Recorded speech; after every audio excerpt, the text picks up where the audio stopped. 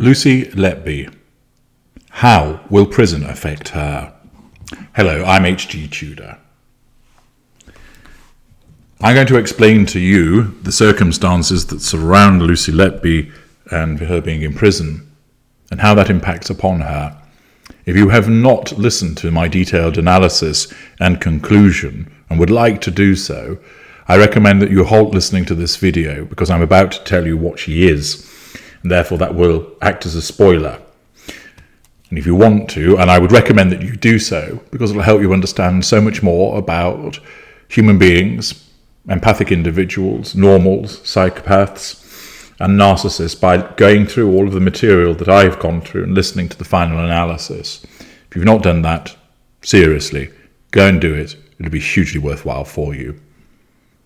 If you have, or you want to press on regardless, fair enough, and in the circumstances, I determined through very careful examination that Lucy Letby is a narcissist. I have not yet revealed which type she is, that is yet to come, but she is a narcissist.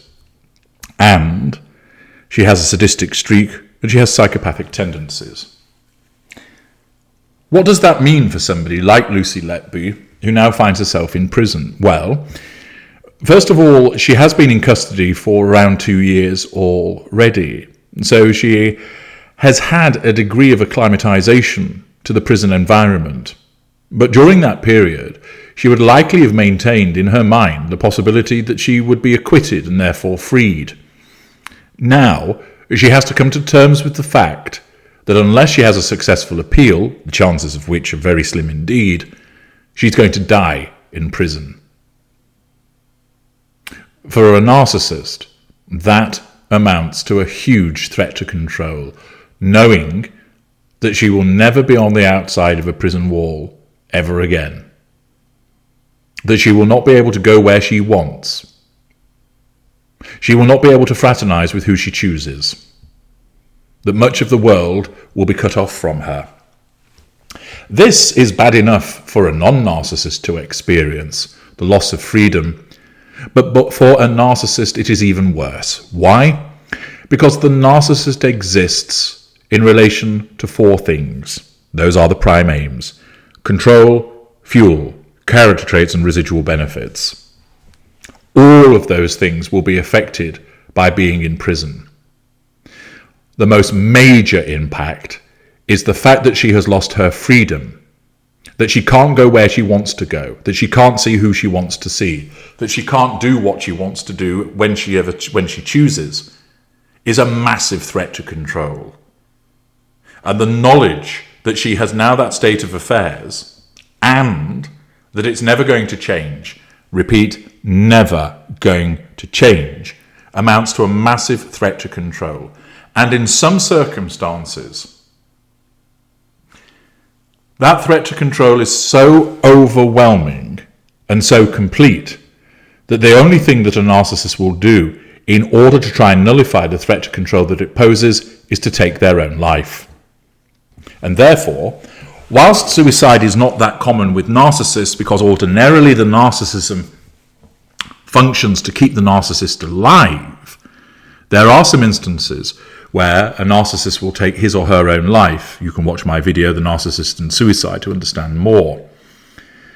A narcissist that goes to prison for 3 or 4 years will know that they'll be out in half of that time.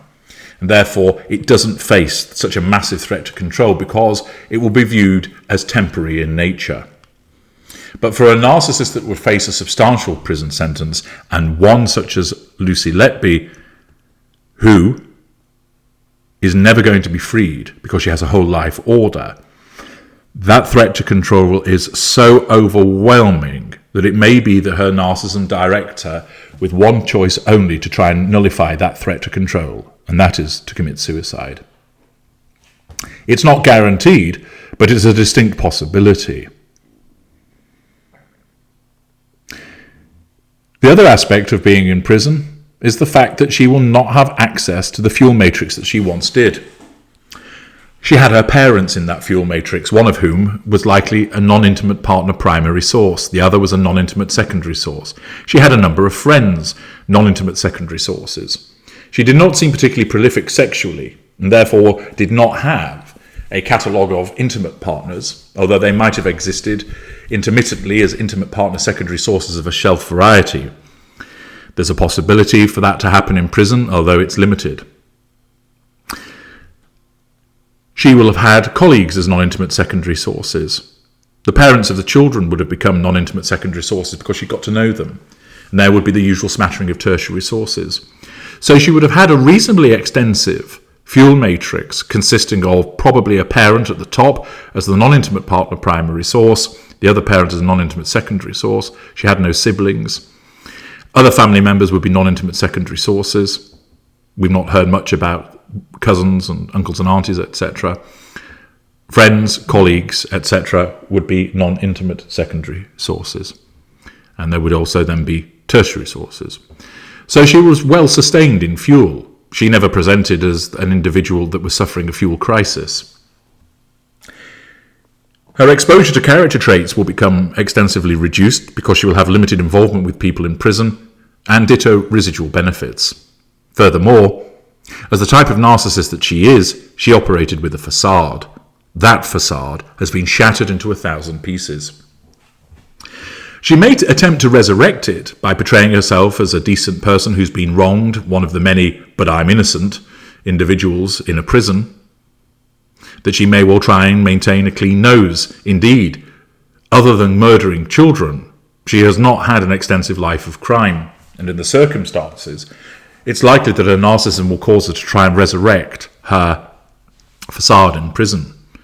But her imprisonment is going to pose a significant problem with regard to the issue of maintaining control, drawing fuel, access to character traits, and those residual benefits. In other words, it's not going to be an easy ride, leaving aside, of course, the general restriction on freedom, but that's even worse for a narcissist, and the likelihood that she's going to face potential threats to her person as a consequence of other inmates who decide that because she's engaged in infanticide, she'll be a target for them to harm her, possibly even try and kill her.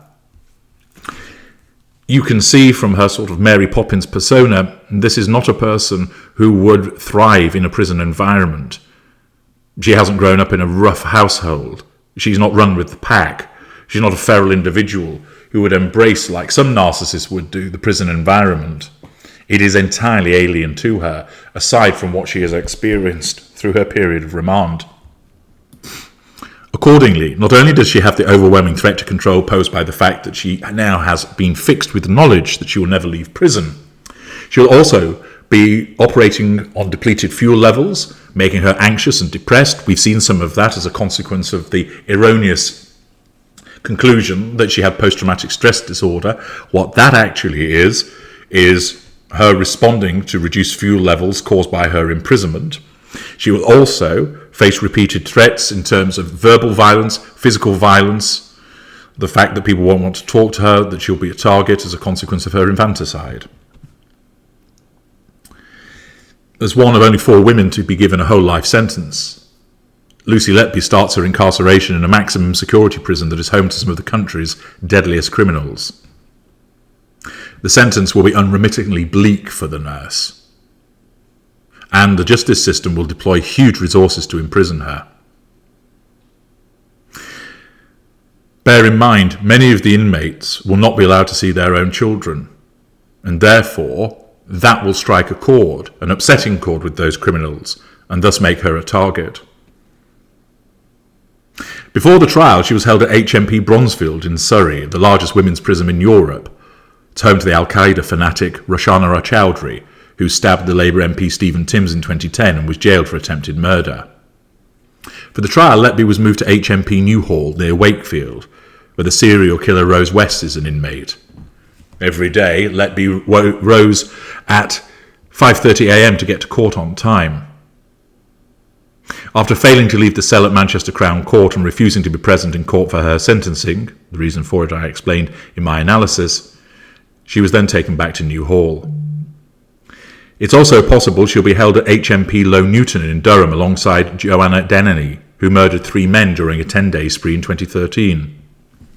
It's understood at first she'll be kept in the prison's hospital wing to assess her mental and physical health as well as her safety from other prisoners, before being moved to a cell on her own. She will be in segregation because she'll be at risk from other prisoners. That will also be a threat to control, that she's being confined in segregation, and will also reduce the intake of fuel that she will have. She'll have long periods where she'll be with nobody. She will still gain fuel from the interactions that she will have with prison wardens, with prison staff such as psychologists that work there, health professionals. She will still receive fuel from the letters that she will probably receive from her parents, her friends, and possibly members of the public have taken it upon themselves to write to her. But the level of fuel that she will receive will be vastly reduced to that which she was used to getting on the outside. She's had some time to adapt to it as a consequence of her incarceration so far, but it's not something that she will ever be entirely used to.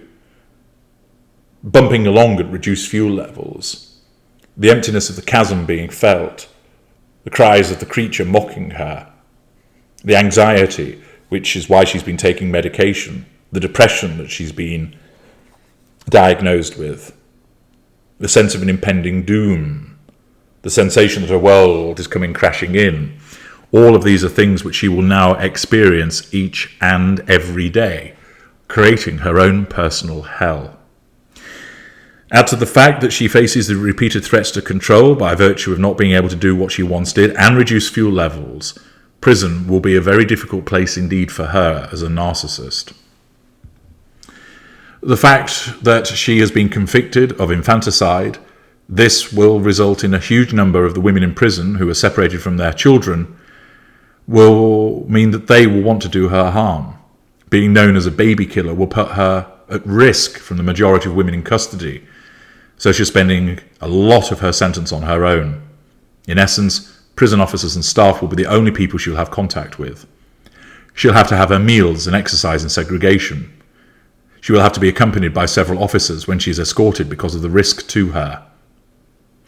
Anybody who's convicted of murder is automatically placed on suicide watch, and she will be at greater risk of suicide because no social interactions can increase those negative emotions. Well, that's the case for non-narcissists. But it will be an increased risk for her because of the realization of the massive exposure of who she is, combined with the massive shackling of her ability to do as she wants, that she faces a huge threat to control because she's no longer able to exercise control in the way that she once did. How long she is segregated for depends upon how strong the emotions towards her are from other prisoners, but it's likely to be a long time. She'll be there longer than the staff, longer than any of the other prisoners who will come and go. All of that knowledge that she's going to remain whilst other people will come, other people will go, that staff will work there and then retire before she leaves, again, all contributes to that massive knowledge. Given the fact that she operated a facade and she's now been exposed to the world as a baby killer, that the sweet, innocent Mary Poppins persona has been blown apart, allied with the fact that she faces this massive constraint upon her freedom, all points to prison being a horrendous occasion for this particular narcissist. I'm H.G. Tudor. Thank you for listening.